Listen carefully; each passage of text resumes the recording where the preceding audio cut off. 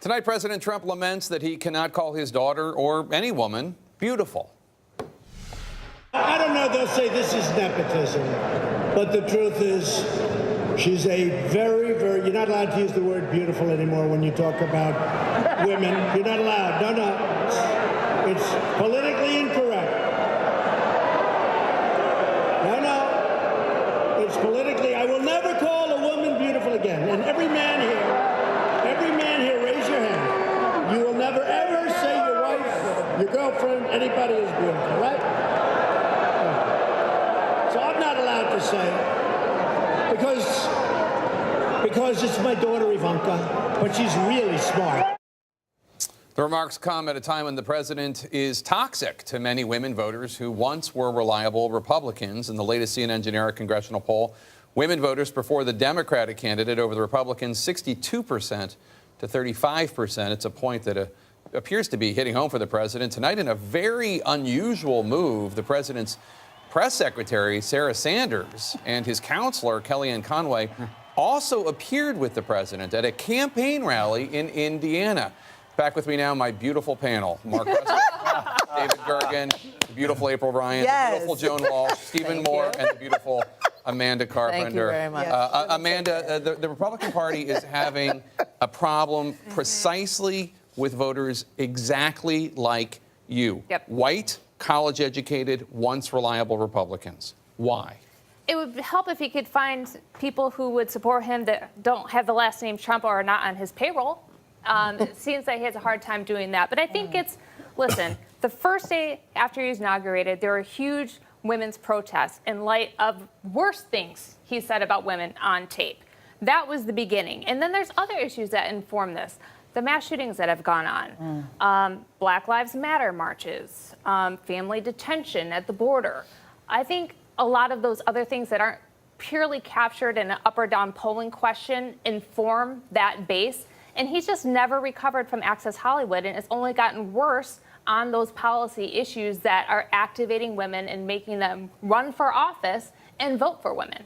It's interesting, Mark, because what Amanda just said was not to mansplain, but what I heard from you. Well, what I heard from you is things that the president has said and done that are offensive to women, and inability of him to show compassion at moments when the nation needs it, whether it has to do with Black Lives Matter or the shootings and the rest. And this chasm that the president has with voters like Amanda, who's a reliable Republican voter for any other candidate, this is showing up in the polls, and we'll see if it shows up tomorrow. Yeah, and not going into too direct of where Amanda lives, but she doesn't necessarily live around a suburb, but it is these type of women, these independent women, these Republican, more centrist types of women who live in and around Philadelphia, where you're from. You know, you look at here around Washington, D.C., right. You know, there's problems. You go out across the country, even into the Midwest. John, you're talking a little bit about this. You go to some of these mid-sized cities where you have Republicans who can't hold on to seats. In Kansas, Democrats may pick up a seat in Kansas. Yeah.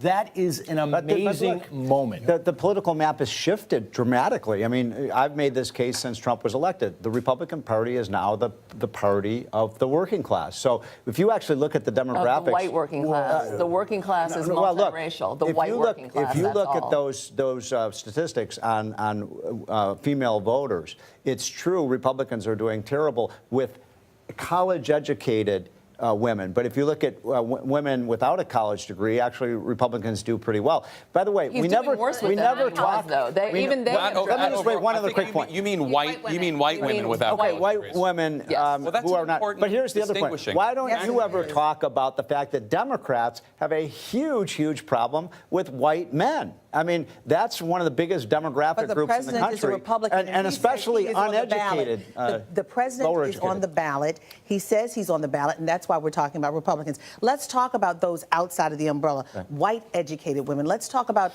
black women who are energized by all that they've seen to vote in the opposite direction. Let's talk about other people, you know, Black community. They are very disappointed. They feel disrespected. They're going in the opposite direction. You got 8% of the black vote the last time, and this administration is hopeful for 25% of the black vote in 2020. It's not going to happen. And this is the time when you would think that you would do it instead of trying to show that you are concerned or trying to control the browning of America. Also, we've spent plenty of time talking about and catering to white men.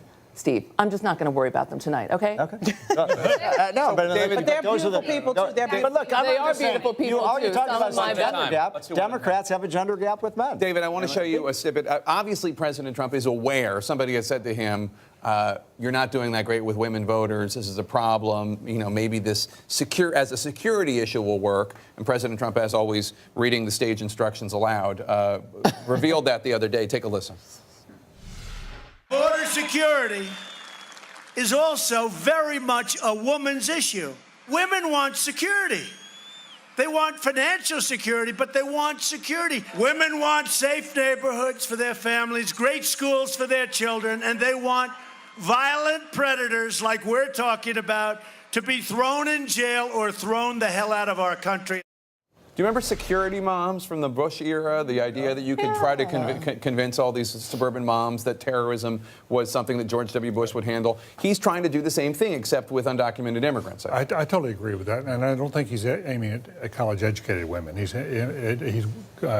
pitching this to women who haven't finished college. A lot of women who are struggling.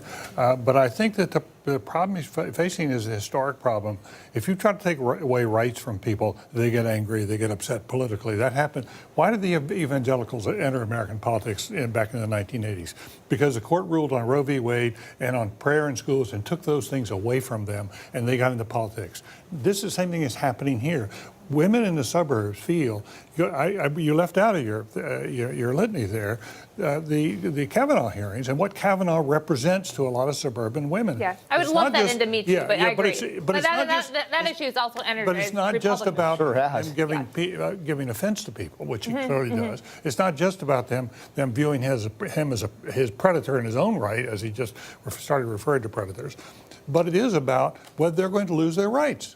You know, I talked with someone from Planned Parenthood last night. They are petrified about what this may mean with the court, and they're, of course, going to get angry and active. Yes. I mean, there is real fear among women, and there's a real desire to be taken seriously and not to be condescended to. Like we're fearful and we need someone to take care of us and we need to be cherished. This notion that you can no longer say we're beautiful. Absolutely you can. And so I already did. I don't know. I know. Well, you certainly can. How many times do you want me to say? Over and over and over again. One more time. I want to say, I want to back Steve up on a previous point because we spent a lot of time exploring Trump's failings. But if there is going to be a blue wave tomorrow, Democratic candidates have to find a way to win in rural areas. We talk a lot about, okay, they've got the cities locked down, they've got the suburbs locked down. Can they win in red, rural America? Until they can do that, the wave isn't going to happen. Or at least keep the margins. Stacey Abrams is trying very hard, and so is Andrew Gillum. But it's a different kind of voter. And that's very true. But let's go back to something that's really base that we just have not talked about on the table when it came to the Kavanaugh hearings. Those hearings opened up a wound, a massive wound for a lot of women who look to the president, who look to the moral leader, who look to the leader of this nation to help fix this issue. He said that he felt that she was credible.